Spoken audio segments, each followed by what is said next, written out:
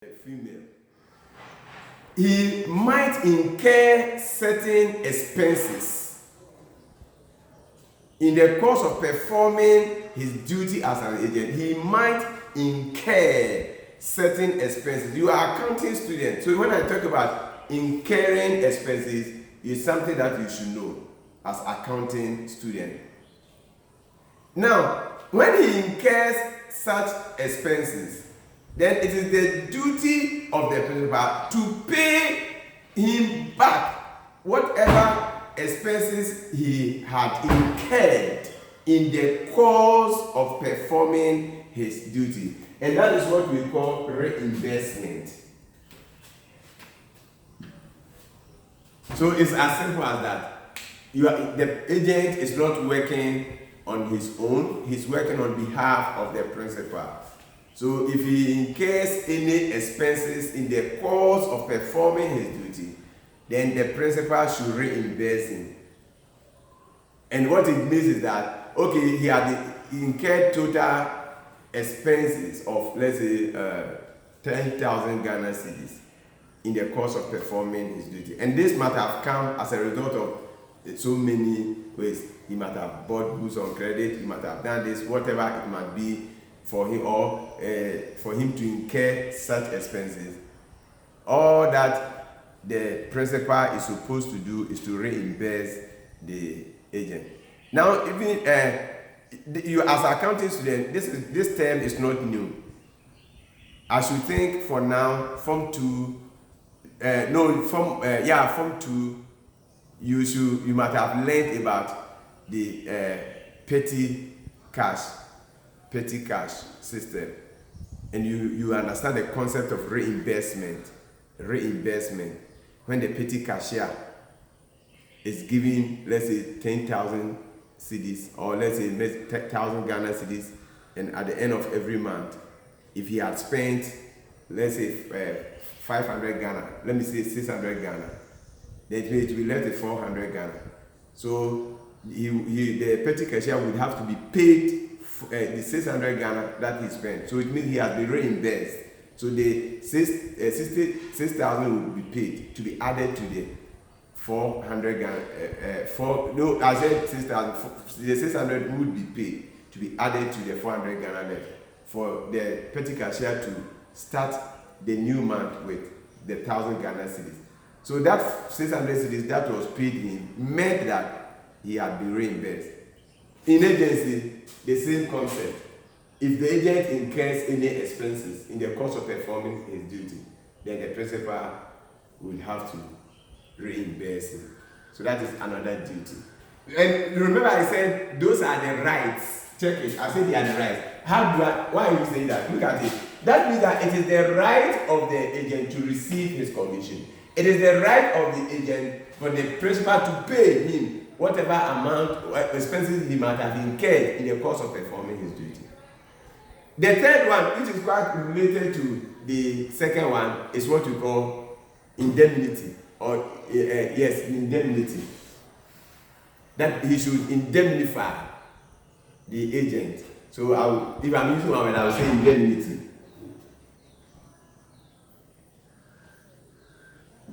In other words, the principal, it is the duty of the principal to indemnify the agent. When you say indemnify the agent, what does that mean? He might be owing certain liabilities to third parties. He might be owing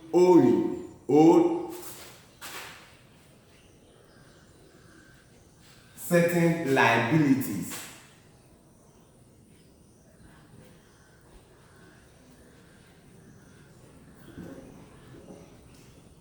to third parties. So to be indemnified means he has to be paid back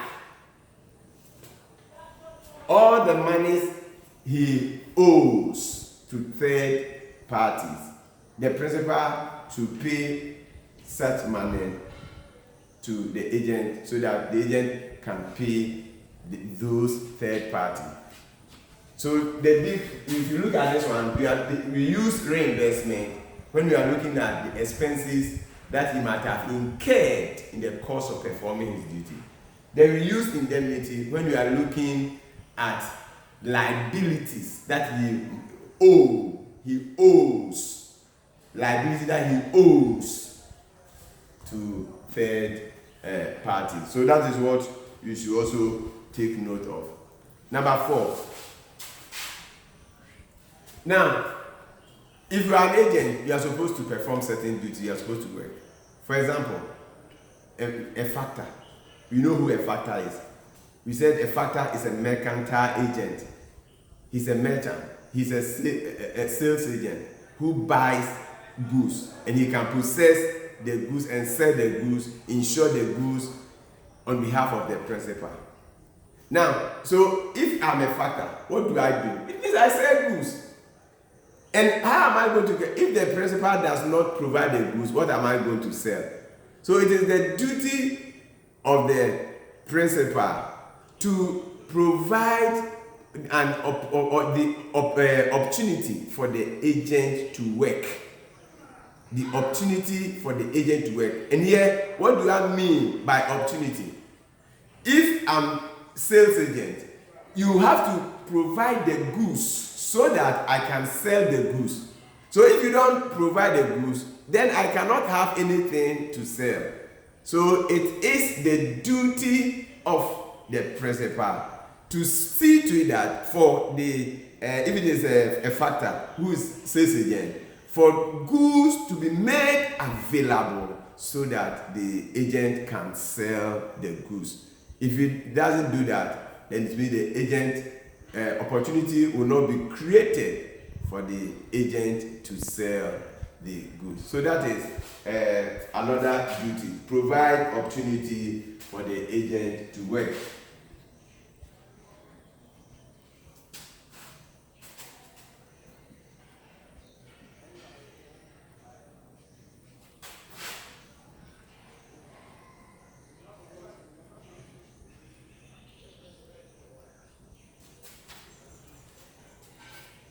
Then the last duty for the day.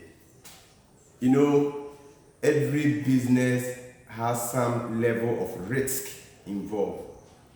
So probably when we finish with agency, we might also be learning about risk management, where we shall talk about insurance. So every business has some level of risk. And you have, the principal has entered into agency contract or relationship with the agent.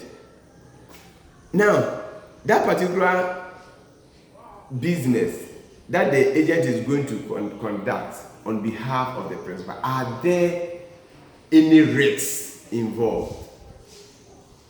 The principal it is the duty of the principal to reveal any such risk. The risk may be physical. It may be a physical harm. It may be that the agent may be dealing with some chemicals that may cause harm to the agent.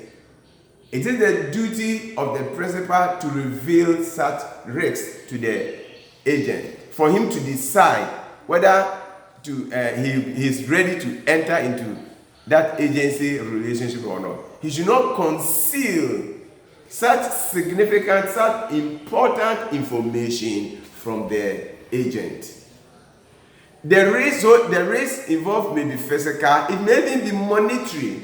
That this particular work that you are going to, you may lose such and such and such amount. You may have this physical harm and so forth. So if there is any harm that is known to the principal, he should reveal. It is his duty to reveal such harm to the principal.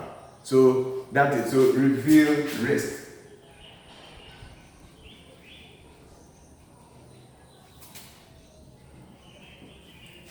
Involve, so either risk or risks, whatever it is, that the agent is likely to encounter in the course of performing his duties. So that is that. Now, our next subtopic is very simple, straightforward. I told you when we were talking about an agent, I said the moment we talk about the duties of the agent, then we must also talk about the remedies available to the principal. In other words, if the agent fails to perform his duty, what can the principal do? Today, that we have also talked about the duties of the principal, the next thing we have to consider is the remedies.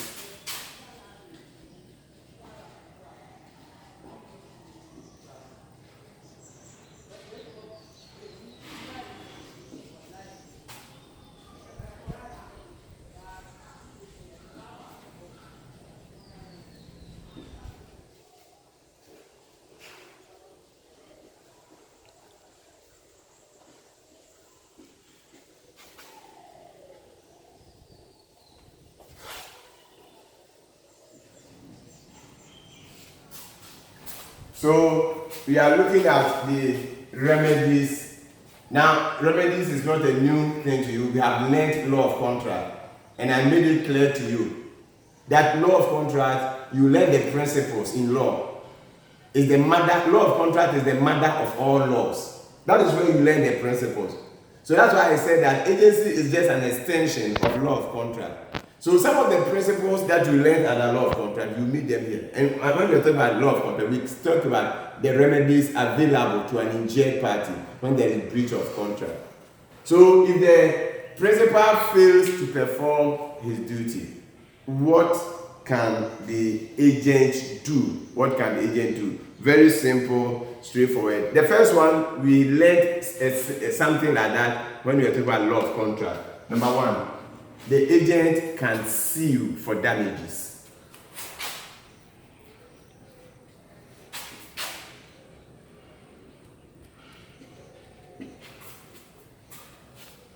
The agent can sue for damages. What does it mean to sue for damages? We have learned that one under law of contract. We learned that if the under contract, we said if the injured party thinks he or she had lost something as a result of the other person's breach, then it means he can sue for some financial compensation from the court. So he seeks redress in court of competent jurisdiction. And that if after going through the process, if the court finds out that he's supposed to be paid that financial compensation, then it will be awarded to him. In the same way, if the agent also thinks that the principal has breached the agency contract, and as a result of the breach, the agent has lost something, then he can sue the principal in court for damages. So that is one of the remedies available to him. Number two, another remedy available to the agent, which that means what he can do is that he has what we call right to lien.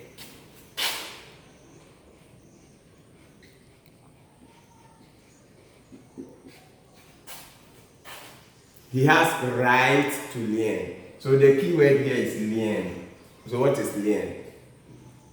Now, you know a factor. And this is not even new. When we were talking about factor, you remember we talked about lien as one of the rights that a factor has. And what is it? Now, a factor, for example, buys and keeps.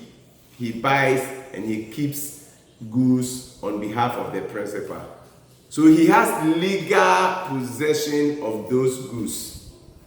The factor has legal possession of those goods. In other words, once he's a factor, the law allows him to buy and sell goods. He buys, he keeps, and he can even insure goods in his own name. So he can buy goods, he can insure the goods, he can keep the goods and sell the goods. So once he has possession of the goods, if the principal fails to perform any of his duties that we are talking about, for example, he's supposed to pay him his commission and he has not paid his commission, and you say he has the right to lien, it means that the agent has the right to retain the principal's goods that he has lawfully in his possession until the principal pays him whatever he's supposed to pay. So he's keeping the goods as what? Security for the debt. Security. So it becomes a guarantee. He said that, okay, you are owing me this amount. If you don't pay me the money, I will not release the goods to you. I'm not selling the goods, number one. Number two, I'm not releasing the goods to you. I'm retaining the goods until you pay me my commission. That is what we call right to lien. That is what we call right to lien. So if he fails to perform his duty, he has that right to lien. Number 3 is what we call renunciation.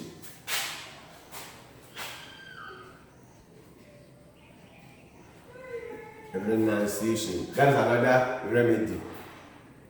If the agent and the principal, they have entered into agency relationship.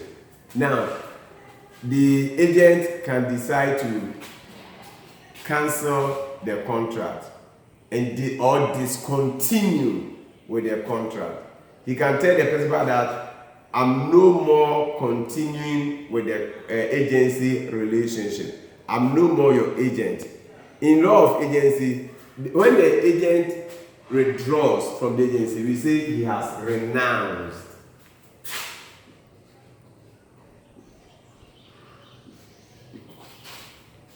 Check the spelling of renounce and that of renunciation. This is the noun, renunciation.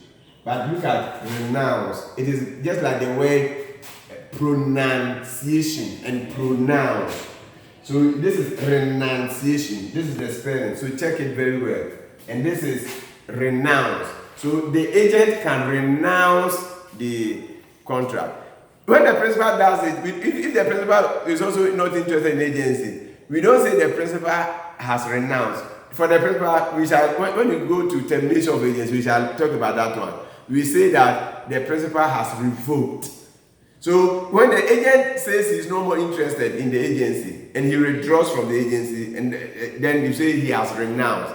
But if the principal also says it, we say he has revoked. So that is that. So that is a remedy available to the agent. He can renounce the agency contract. The last one that we are looking at as a remedy available to the agent when the principal fails to perform his duty or duties is that, let's say a factor who has ordered that goods, a third party should bring goods. And when you are bringing goods and the goods are on either the sea or the road or whatever, while the goods are coming, we say the goods are in transit. The goods are in transit. The agent can stop any goods that are in transit if the principal fails to perform his duty. If the principal owns him and the principal is not ready to pay him his commission or whatever it is, he can stop. He can ask the third party not to bring the goods. So he can stop goods in transit. And that is a remedy available to him. So these are stoppage of goods in transit. That is the fourth one.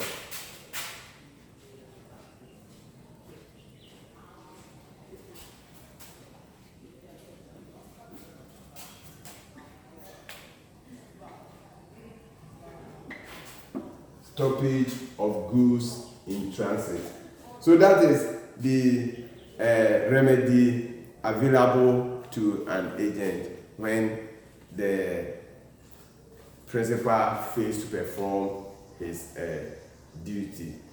We shall end this video too and continue on the next video with the ways by which an agent can be compensated.